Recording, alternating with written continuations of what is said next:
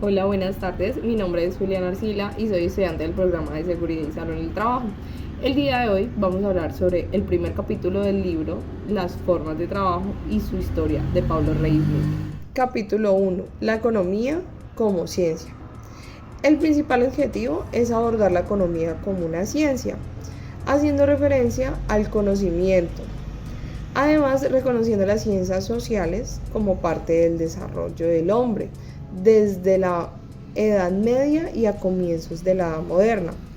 Las labores propias de la ciencia se definen por los griegos, los cuales se preocuparon por dar un concepto, la demostración, es decir, la verificación por medio de pruebas rigurosas y la consistencia de una conclusión o un razonamiento determinado. Aristóteles nos define la ciencia como el asombro por las cosas que parecen pero no son exactamente como parecen, es decir, no es transparente, pues la realidad no puede ser captada inmediatamente por los sentidos y por eso se necesita una indagación, un sondeo o una investigación. Y con esto se hace referencia a lo que llamamos ciencia. El asombro, la apariencia y la ciencia. La Edad Moderna presentó muchos asombros para la vida material del hombre, pues en la época precapitalista las personas podían morir de hambre por una mala cosecha, pues no habían alimentos, por lo tanto no se podía comer. Este entendimiento no amerita ciencia en particular, pero en la época moderna las cosas cambian un poco.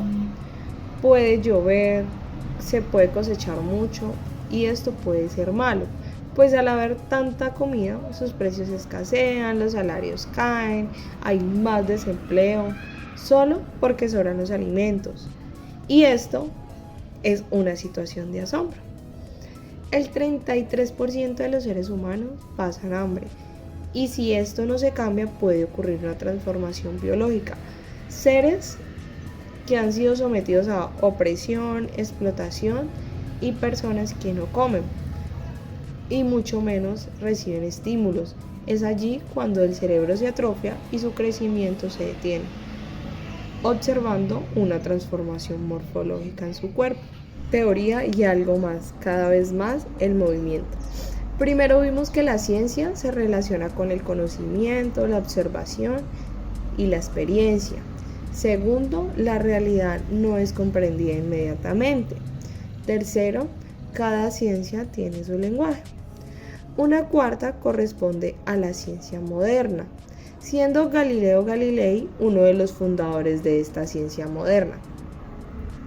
La ciencia de los griegos era abstracta y no se comprometía con la experiencia, pues la ciencia griega era más de un pensamiento lógico como matemático, geometría, pero Galileo Galilei une la teoría y la práctica. Abstracto tiende a ser algo que no tiene sentido, pero abstracción se refiere a una dinámica del pensamiento científico, un método de investigación para formular resultados y verificar conclusiones. La quinta característica es la regularidad y el carácter estructurado, con la cual todo lo que existe se presenta. Si la realidad no tuviera un orden y una estructura, no habría ciencia. La sexta característica es el pensamiento científico, que tiende a tener una visión del todo. La séptima es la constatación de que la realidad debe ser analizada como un todo e indagada con una mezcla de teoría y práctica.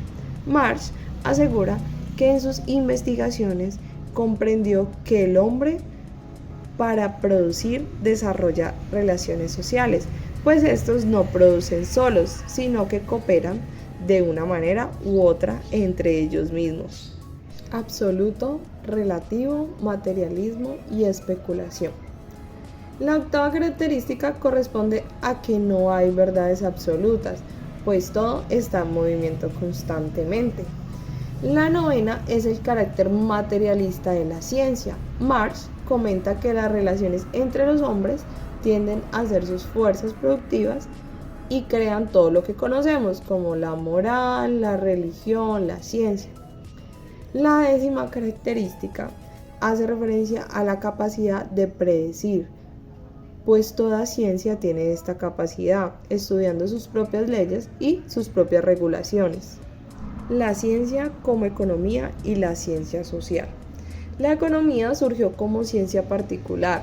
Marx había dado una explicación de la sociedad humana y en particular de los determinantes de la época contemporánea. Esta ciencia, lo social y la economía política tienen el mismo punto de partida. Marx dice que el hombre es el mundo de los hombres, pues él construye su mundo y lo exterioriza. También afirma que para entender la sociedad de nuestro tiempo no hay que entender la moral ni el derecho, sino que hay que comprender la anatomía de la sociedad. Esta tiene que ver con la manera en la que la sociedad se organiza socialmente para producir.